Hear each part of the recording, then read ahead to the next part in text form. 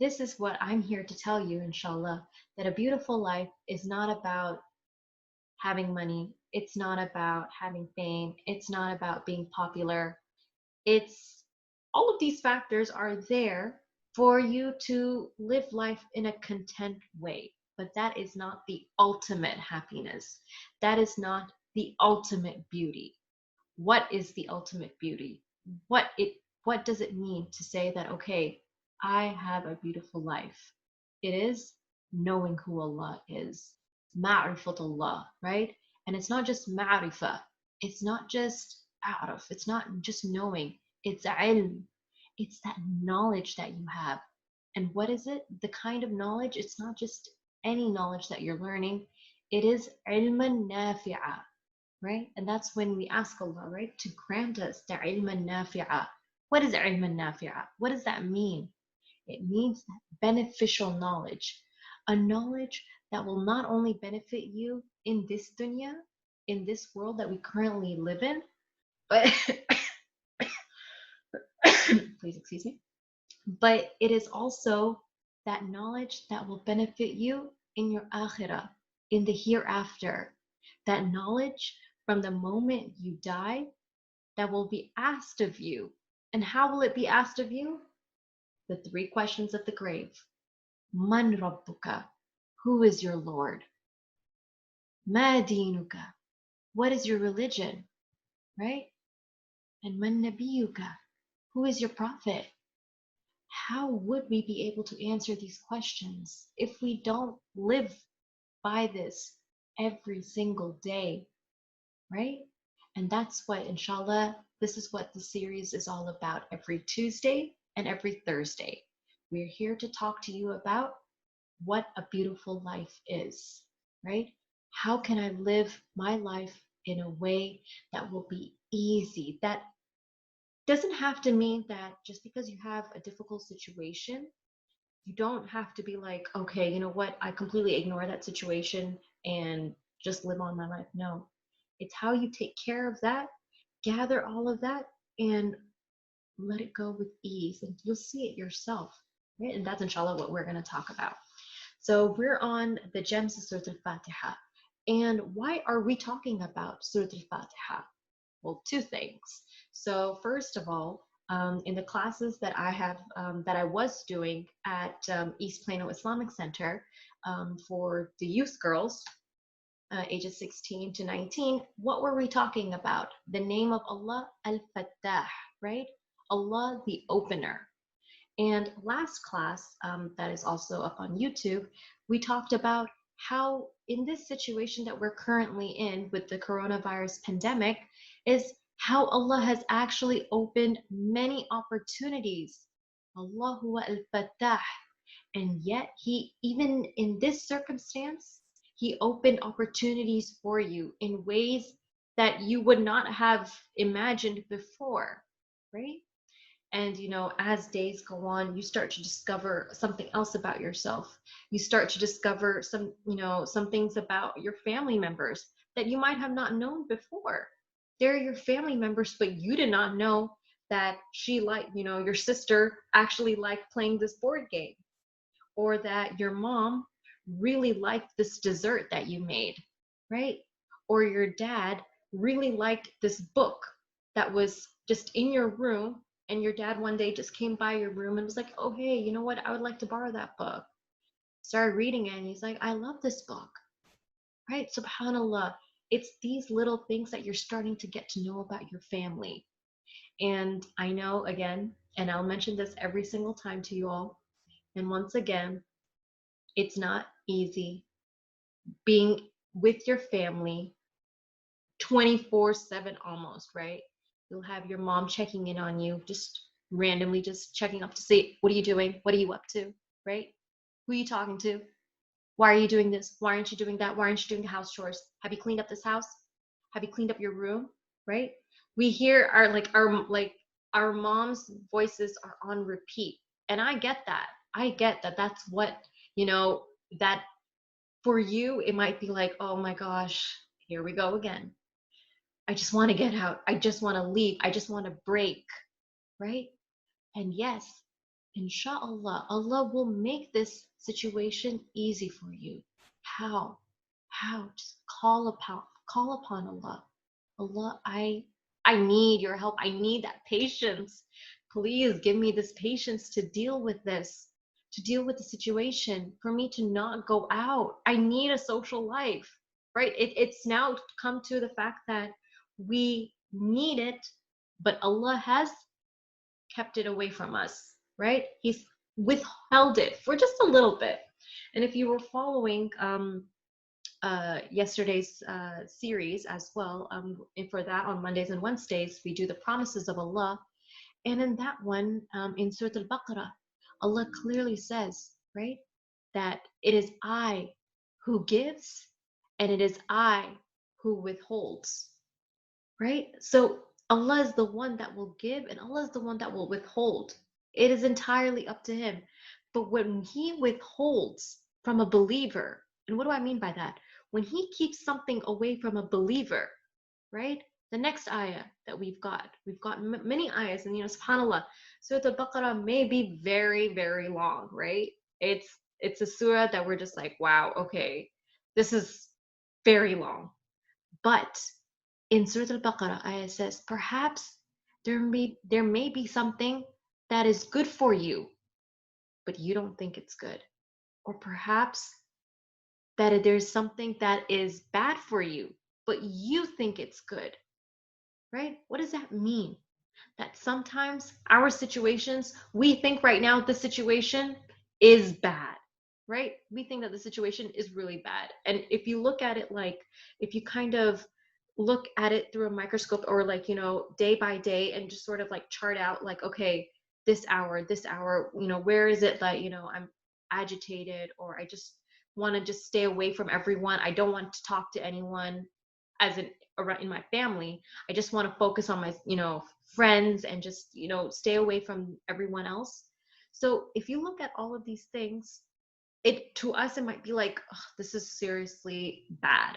Like, this is not something that I want to be in a situation.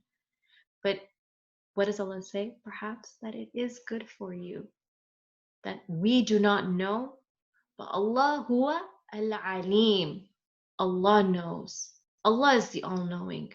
He knows that this is good for us, that this is necessary, that the closing of the masajid is necessary for us to do what? لَعَلَّهُمْ يَرْجِعُونَ, so that we may return to Him. All of these steps are necessary so that we can turn to Allah. How are we going to turn to Allah? Just by sitting here, just sitting and not doing anything, or sitting and playing Fortnite, sitting and doing TikTok. No, right? It's not. Watching TikTok videos, that's not how Allah is, we're going to get Allah's mercy, right? It is through listening to classes like this, right? Spending time reading books, possibly a book like this, right? There's just so many things. And it doesn't have to be Islamic either, right? Doing something for your mom, doing something for your dad, doing something for your siblings, something that you probably go ahead and, bake something for them. Go ahead and make something that, will make you feel like, here you go, I did something special for you, right? But you're not doing it for them. That's how you're going to get Allah's happiness, because it's through these things that Allah gets happy, and you want His pleasure, not His displeasure, right? So there are a few things, right, before we continue on with the gems of Surah Al-Fatiha. Again, the beautiful life, the actual purpose of this class is becoming closer to Allah, becoming closer to our Rabb, right? And what better way can we become closer to Allah than reading the words of Allah, than understanding the words of Allah? then reflecting on what Allah is telling us, reflecting on those situations that Allah has literally placed, dropped right there in front of us. And it's like we don't have a choice anymore. Think about this. That's how much Allah loves you.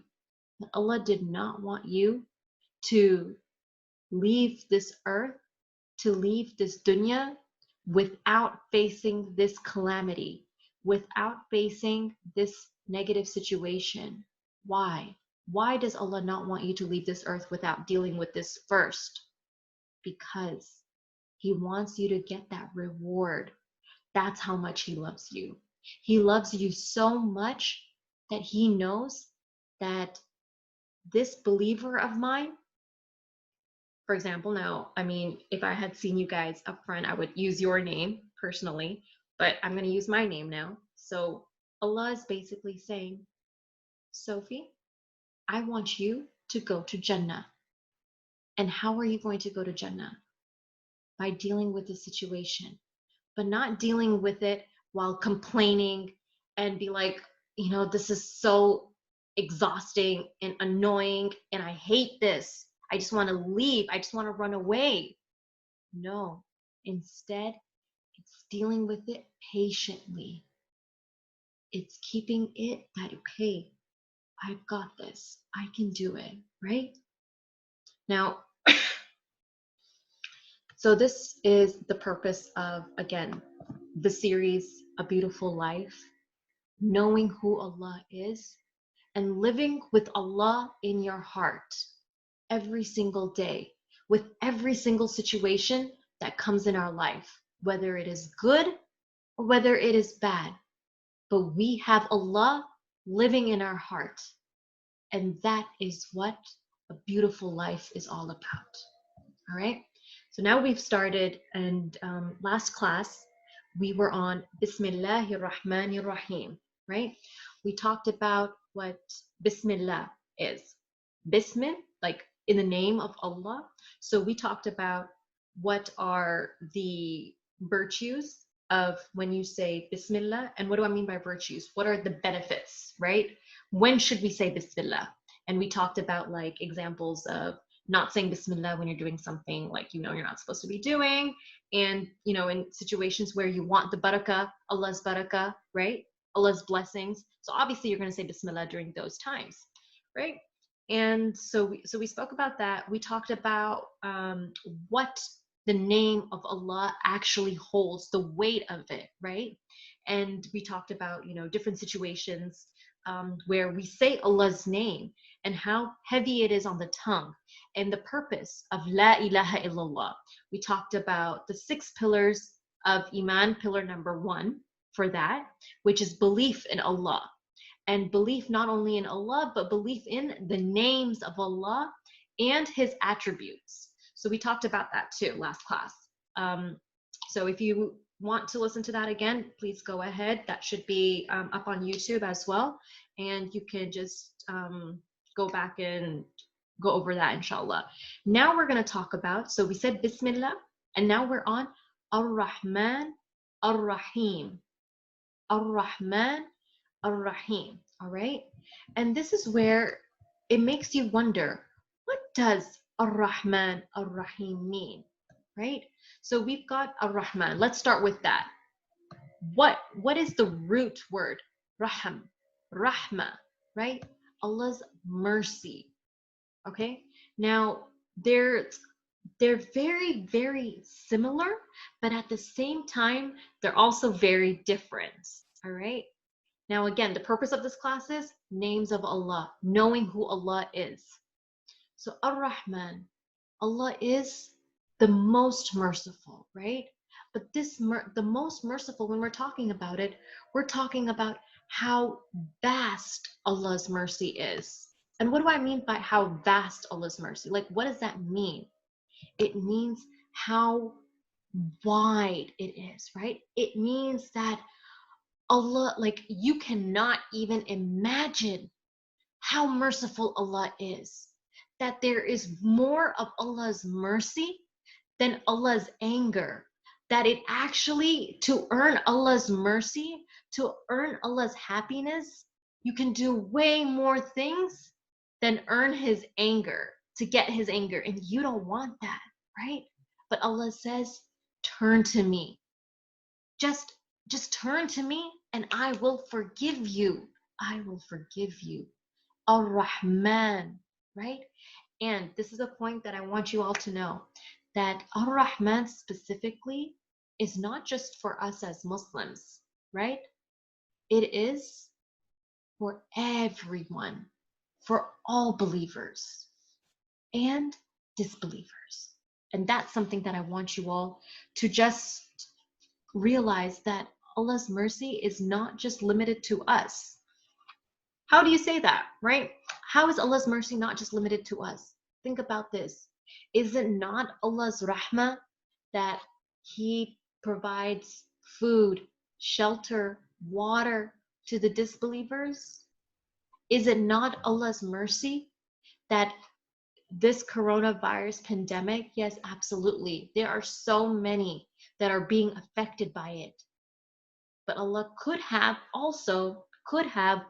only affected the disbelievers and kept the believers alive. He can do anything, right? Allah has that power. La hawla wa la quwwata illa billah, right? Allah has power over anything.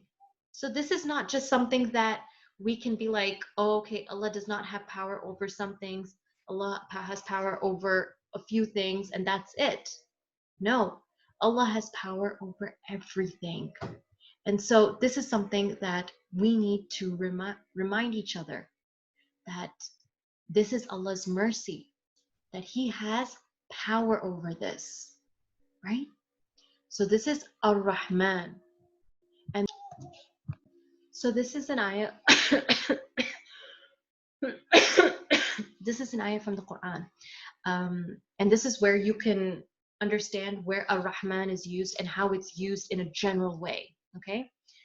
أعوذ بالله من الشيطان الرجيم. وَكَانَ بِالْمُؤْمِنِينَ رَحِيمًا. That's for Rahim. But before that, Ar-Rahmanu ala al-arsh istawa. Right? The all-merciful rose over the throne. Is Allah not Ar-Rahman for the disbelievers too? Yes, He is. Is Allah not Allah for the disbelievers? Yes, He is. And again, for those who took Ar-Rabb with me, and we talked about Ar-Rabb, how Allah is nurturing in a general way, and Allah is nurturing everyone in a special way. And the special way is only for the believers, and how Allah nurtures everyone else in a very general way, where it's like Allah's taking care of everyone, not just me. And this shows Ar-Rahman, Ar-Rahim. Let's get to Ar-Rahim now. Ar-Rahim not only shows Allah's vastness, but it also shows Allah's special mercy, right? Allah's special mercy. Ar-Rahma al-Khasa. Ar-Rahma al-Khasa. Right? While Ar-Rahman is what it shows is Ar-Rahma al-Am, al-Ama. And this one is Ar-Rahma al-Khasa, for the believers only. And the ayah that I mentioned earlier, but I'm going to repeat it now again. وَكَانَ بِالْمُؤْمِنِينَ رَحِيمًا.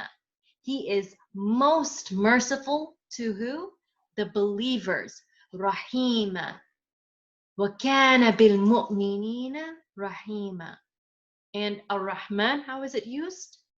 Ar-Rahmanu ala al-arsh istawa. That Allah, the all-merciful, rose over the throne. So do you understand the comparison here? I hope, inshallah, this is making sense between the two, right? Ar-Rahman, for who? Everyone, general. Ar-Rahma al-Amma. And Ar-Rahma al-Khasa, that special mercy for the believers. Who are the believers? The ones who say, La ilaha illallah. Right? That is that special mercy. Now imagine, when you are reciting Surah Al-Fatiha, when you're reciting any surah, except for Surah At-Tawbah, of course, right? Or when you're doing anything, you get into the car, you say any dua, Bismillahir Rahmanir Rahim. Oh Allah, in the name of Allah, right? I am calling upon you, the most merciful for everyone, and the most merciful for the special ones. For me, Allah, in the name of Allah, the most merciful for everyone and the most merciful on me. I want to do this action. I'm praying to you, Allah. I want to do this. I want to say this. I want to eat this. I want to drink this. That is how powerful Bismillahir Rahmanir Rahim is. It shows, right? Now imagine you have Ar-Rahman and Ar-Rahim, and now put it together.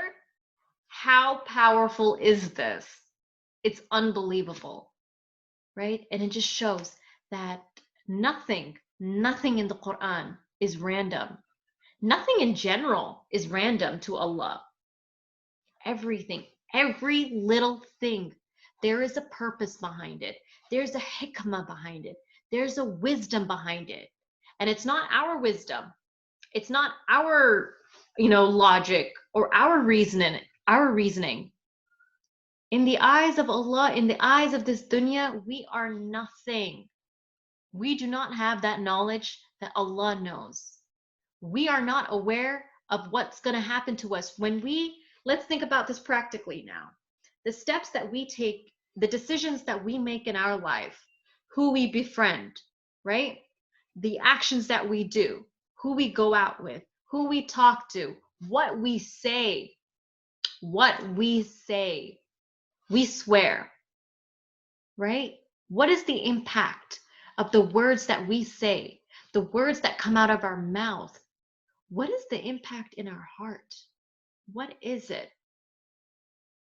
You think that it's going to leave our heart completely unaffected? It won't make a difference to us. Oh no, I'm keeping this separate and no. It has an effect in our heart. What we watch. This is the time, right? We've got Netflix, we've got Hulu, we've got Disney Plus, we've got other things too, right? And subhanAllah, it's like this month free, that much time free, Amazon Prime, watch whatever you want for a certain number of days. It's like only giving us the opportunities, right? Okay, fine. I'm not saying don't watch, but what am I saying? Watch what you're watching. Be careful of what you look at. Be careful of what you hear. That music that you're downloading, that music that you're listening to in your free time. What exactly are they saying? What is coming into that heart of yours? Just have a comparison. That music that you're listening to, and just by listening to Bismillahir Rahmanir Rahim, Alhamdulillahi Rabbil Alameen, right? Listening to that Quran, listening to the words of Allah. Nothing is greater than listening to the words of Allah. Okay, fine. It's not easy to bring yourself to listen to the words of Allah, right? But think about this. At least you don't want to get out of Allah's mercy by listening to something that is not appropriate, that doesn't really make any sense. How is it relevant to your life that someone's talking about their love life in those songs? How is it relevant to your life? While the Quran is relevant, subhanAllah, the Quran is relevant. Every single ayah, every single surah is relevant to your life, right? Surah Al-Fatiha is relevant to our life right now. Saying Bismillah, asking Allah for His mercy at a time like this and at all times is relevant to our life. Yet those lyrics or the music that we listen to about having, doing whatever we want, partying and, love life and everything, Is that relevant to our life? Is that relevant to our akhirah? Is that bringing us closer to Allah? These are the questions that we have to ponder, that we have to think about. So inshallah, I believe we will stop here. All right.